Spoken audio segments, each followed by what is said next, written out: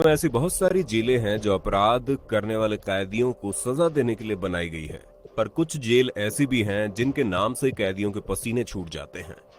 उन्हीं में से एक है सेल्यूलर जेल। हो सकता है इस जेल का नाम सुनकर आप में से बहुत से लोग समझ गए होंगे कि हम किसकी बात कर रहे हैं।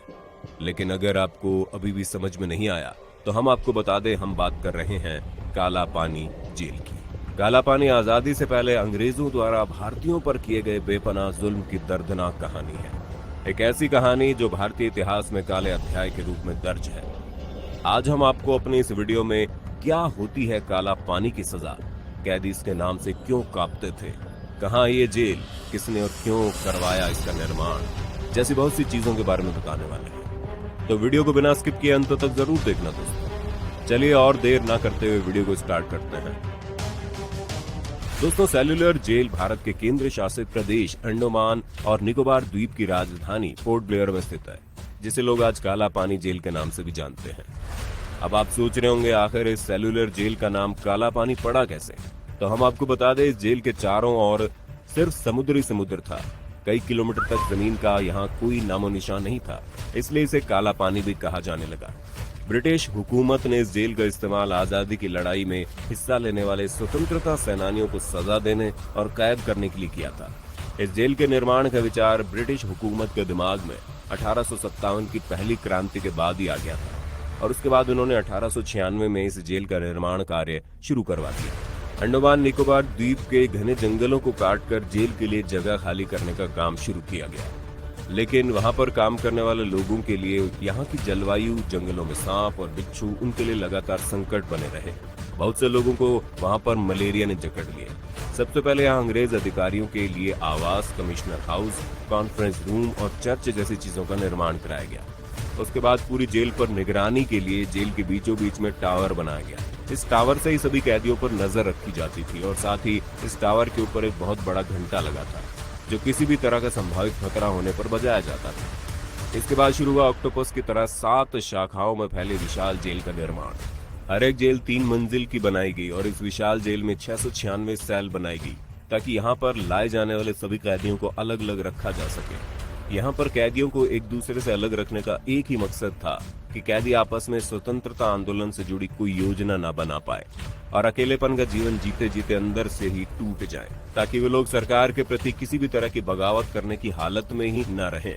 हर सेल का साइज 4.5 मीटर इंटू 2.7 मीटर था। 3 मीटर की ऊंचाई पर खिड़कियां भी लगी हुई थी। अब आप सोच रहे होंगे, इतनी सी ऊंचाई से तो कोई भी कैदी जेल से निकलकर आसानी से भाग सकता है। लेकिन ये तो हमने आपको पहले ही बता दिया था कि जेल के चारों तरफ पानी ही पानी, जिसके कारण कोई अगर भाग के जाता तो कहाँ।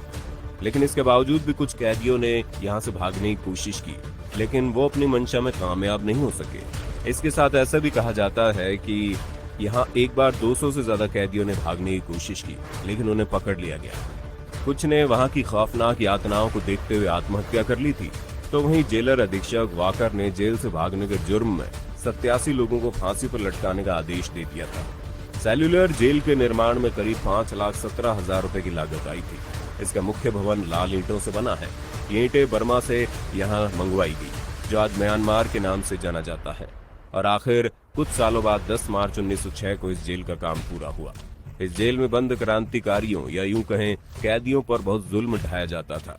हर एक कैदी को रोजाना कोलू के बैल की तरह 30 पाउंड नारियल और सरसों को कोलू में पैरना होता था। अगर वो ऐसा नहीं कर पाते थे तो उन्हें बुरी तरह कोड़ों से पीटा जाता था और कई सालों तक उन्हें बेड़ियों में जकड़ दिया जाता था। यहाँ रहने वाले कैदियों को पिसाई करने वाली मिल पर कई घंटों तक काम करवाना, कई सप्ताह तक हथकड़ी के साथ खड़े रहकर बागवानी करवाना, रस्सी बनाना, नारियल की जटा तैयार करना, कालीन बनाना, तौलिए बुनने का काम, एकांत काल कोठरी में कैद करना, साथ ही हफ्तों तक भूखा रखने और सलाखों के पीछे कैद करना। ये यातना इतनी भयानक थी कि जिसमें कैदी को मानसिक और शारीरिक तौर पर अपाहिज बना दिया जाता था। दोस्तों, ये तो बहुत ही मामूली सजा होती थी, लेकिन अब जो हम आपको बताने वाले हैं उसे सुनकर हो सकता है आपकी रूह कांप जाए। सोचिए, अगर कोई आपको घास से बनी सब्जी खिलाए तो आप क्या करेंगे? हो सकता है गुस्से में थाली फेंक दें या कुछ और। लेकिन काला पानी में रहने वाले कैदियों के पास ये ऑप्शन भी नहीं था। क्योंकि भूखे रहने की वजह से ये घास की सब्जी उन्हें खानी ही होती थी। नमक के नाम पर बस एक चुटकी दिया जाता था। इस खाने की वजह से कई कैदियों की मौत भी हुई। इसके साथ ही उन्हें पीने के लिए जो पानी दिया जाता था उसमें कीड़े पड़े रहते थे, जिसे अगर कोई आम इंसान देख ले तो घिन आ जाए। काला पानी की जेल में कोई शौचालय नहीं बना हुआ था, इसलिए जब भी उन्हें शौच जाना होता था तो वो अपनी सेल का इस्तेमाल करते थे। वहाँ कैदियों को 2 बर्तन दिए जाते थे, जिनमें से एक का इस्तेमाल वो खाना खाने और दूसरे का इस्तेमाल शौच के लिए करते थे। जब भी वो अपनी सेल से बाहर आते थे तो उस बर्तन को साफ कर लेते थे। यहाँ तक कि कैदियों के पास सोने के लिए ना तो रजाई थी ना कंबल। उन्हें मौसम कैसा भी हो हमेशा जमीन पर ही सोना होता था।